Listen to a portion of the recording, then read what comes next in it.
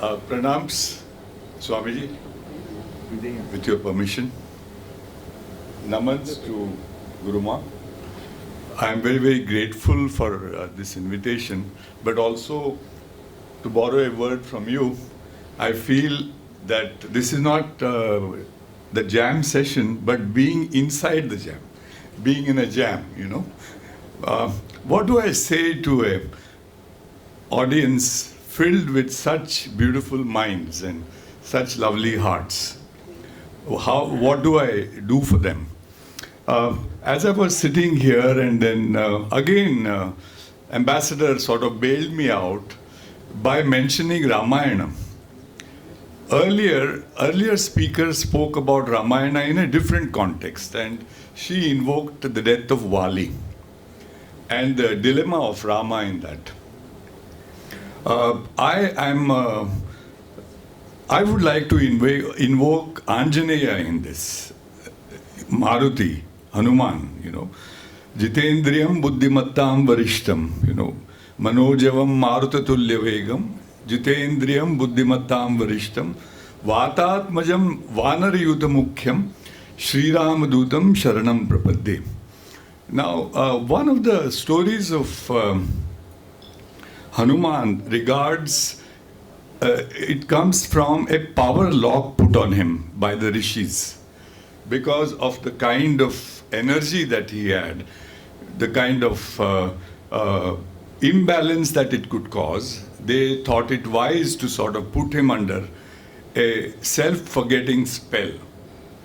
And it was only when he was reminded of his own power that he could sort of regain that form of his. And this applies, I think, to us humans also a lot. Advaita teaches us that we are Brahman, but somehow we end up thinking of ourselves as being limited or being separate or being confused or whatever, you know, and then it requires the anugraha of a guru to perhaps to realize what is latent within us.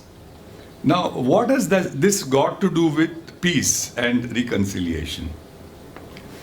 If you reach that space of knowing that you are yourself Brahman and that it is filled everywhere, it is absolutely a corollary that peace should follow. Bliss should follow also, which was invoked here. Sat Chit Ananda, that must come from this Atma Jnana as it is called. Now here, what I would like to do instead is talk about the social aspects of our life. Because we are not just individual isolated beings. We are also a clan, we are a group, we are a youth. Yes. So in this context, relationship between members within the cohort, and here I want to now, as a science editor, I want to draw your attention to something which is not normally appreciated in lay circles, and the fallacy of the survival of the fittest model. Often we are told that Darwin talked about survival of the fittest, and then we also, I think it was Professor Ramachandran who spoke about life being short, brutish, and the famous Thomas Hobbes's quote. Now, that quote is actually originally quite frightening if you really look at it. It says, no letters, no art, no arts, no letters, no society, and which is worst of all, continual fear and danger of violent death, and the life of man, solitary, poor, nasty, brutish, and short. So said Thomas Hobbes in Leviathan. I would like to differ from this and say the story is actually exactly opposite. It is the survival of the kindest which has ensured us this state today. But there is a dichotomy. You are kind to your own clan, but when it comes to a threat from another, or when it comes to, say, a Cro-Magnon fighting with a Neanderthal or whatever, we can also be the most brutal. This is the dichotomy at the heart of this seminar, I feel. Because how is it that a man who is the very epitome of kindness to his grandchild or to his son or whatever, how can he be so merciless in his persecution of his rights or his grazing rights or whatever you call it? How does that happen? Now, this is a dilemma that has been tackled by neurobiologists very often. And they say that there is an inbuilt reason for it. It is the smartness of our brains for which we are paying this price. Because if we were continually nasty and brutal, we would not be where we are. Together we have done great things, and this is something we should never forget. Like you helped me start this mic. Now, I probably am good at something like making a headline or making a mess in a newspaper.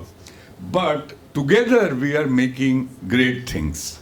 Now, in the context of peace, we need to keep this in mind, that togetherness is important. And as Swamiji talked about, where there is a sense of injustice or deprivation on any side, it is not likely to give you lasting peace. Yeah. Now here, I think that is where you need moralistic, I'm uncomfortable with that word, precepts and practices and continual guidance. Now I'm going to depart from my script completely. And I'm going to say how enthused I was by this gathering. Now, this gathering to me represents both the antithesis and the answer to the dilemma that you have posed here. Look at how many people are here. Look at how much friendliness and goodness is here. And what is the incentive for it? I would submit the incentive is the exemplary life that is at the center of it, in the form of Guruma and in the form of Swamiji. It is when these are the pole stars that guide us in this stormy night, as it were. And look at the way we are helping one another also. What I might need, what I might want for, or whatever. But does that protect us from the vicissitudes of life? Not really. We also talked about death in this conference. And I think this is the only civilization that has talked about the world's greatest wonder being the denial of death that Yaksha Prashna speaks of. Ahani ahani bhutani gachanti yamalayam shesham stavaram nityam kim ascharyam atapparam. What is a greater wonder? But it is that denial of death that gives us the power to live. So you also need a binary there. You need Thanatos, the god of death, also Eros. Without Eros, life would not be livable. So that is the balancing act that we need to do. Now, another speaker, I think it was the General Indrabalan, who spoke about how is it that gods have a weapon in the hand. Now, that is a dilemma. I mean, pacifists are sometimes doomed to be overtaken and overrun by invading Huns or whatever you call them. But does that mean that they can afford to be unkind to their land, to their people? Absolutely not. So everything has a place and a context. Context is everything. In this case, I used to work for a very big newspaper magazine in the United States, which also has the New Yorker as a magazine. And New Yorker had a very legendary cartoonist called James Thurber. I dare say you would have heard of him. And a very great writer called E.B. White. Charlotte's Web and Stuart Little and all that came from his pen. And these were the guys who were, role models for us. And one day a story is told which is to instill in every journalist the art and craft of his calling. In this story, White and Thurber are walking, and suddenly he is asked a question. Thurber is asked, I heard your mother-in-law is not well. How is she, James? So James turns around and gives a one-liner. As compared to what? Now, everything is as compared to what? What is the context in which you are talking? If you are talking about Gaza, it is a context. Now, if you are talking about the just war that the general so movingly talked about, that is another thing. Now, here on the same planet, you have a country that feeds 97,000 prisoners of war without violence and sends them back without crossing the LOC. Now, this is the morality of the Indian position that I would say we need to remember all the time. And he talked about Bangladesh again being born not because India wanted to invade there, but you see the burden that was coming to us in terms of refugees. Now you have refugee situations everywhere. I've been to 144 countries around the world to work, and everywhere I find when they say what is so great about your country, I said what is so great about our country is the song that beautiful child sang for us, Vande Mataram. You know, it is that song that evokes it, you know. Shubhra Jyosna Pulakita Yamini, Pulla Kusamita Drumadala Shobini, Suhasini Sumadharo Bhashini. Now, there are so many languages, but you don't have a cacophony.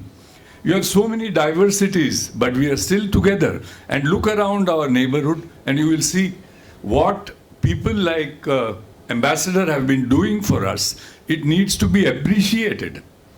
Instead of looking at the bad things in our society, and in this sense, I would like to congratulate Swamiji, if I may. This is a huge thing for me to say, is that this is the kind of effort.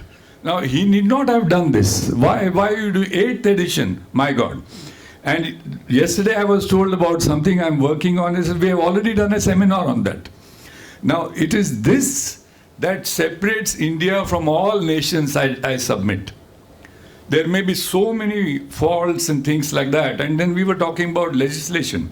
As a journalist, I'm interfaced with these very areas of dysfunction. But I also see the enormous goodness of people, ordinary people, which is keeping this nation alive and ticking. I think we should never forget this. But at the same time, we also must be prepared. And that preparation warning that came from one of your speakers, that there are these, yes, you know, there are these hotbeds which need to be paid attention to. Now, again, the way we handle that is also important, because the way we can mishandle it is very easy. By tyranny, by the iron boot or whatever, and you get what you're seeing in the Middle East today. Can we do it the way we did it in Kashmir, the land of my ancestors? Yes, it is possible. You can win people's hearts, but that requires faith in your methods and a sort of a transcendent wisdom that only comes from realized Jivan Muktas and masters at whose feet we are very happy to be. And I don't want to take too much of your time, but I would like to sort of invoke one little abhang from Tukaram Maharaj, the great Varkari Sant of Maharashtra, who was a contemporary of Shivaji. And he says, Jethe zato tethe tu maza sangati. Wherever I go, you are with me. Chalavisi hati dharoniya. He makes me walk. Bolo zata barada karisite neeta. As I try to speak, I sort of ramble and talk like a drunken fool, which I am. Neli laza dita kelo deva. So he says he has taken my shame for exposing my ignorance and made my speech right. And that making of our speech right comes from insights which were invoked at this conference. What is that insight that I would like to leave you with?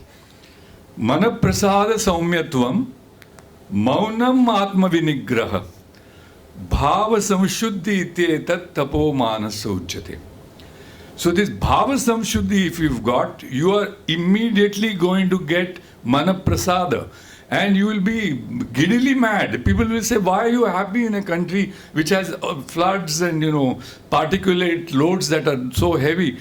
But if you practice this inner wisdom that has been the great lot of ours to inherit from our forefathers, I've experienced it. I've experienced the magic of Hatha Yoga in a place like Kosovo and, Zambia or wherever, where there are shots taking place. And I shared a little story of mine with Swamiji before I came here. 2611, we signed a MOU at the governor's house for Aman Ki Asha to go and build bridges with Pakistan. And I had arranged a banquet at the Taj to celebrate it, 15 people. And earlier I had seen a dream in which I see a girl child breaking Cartier windows near that same spot where and I had said, why do you do this? And then I see a cart laden with foreigners wounded with bullet holes in that dream.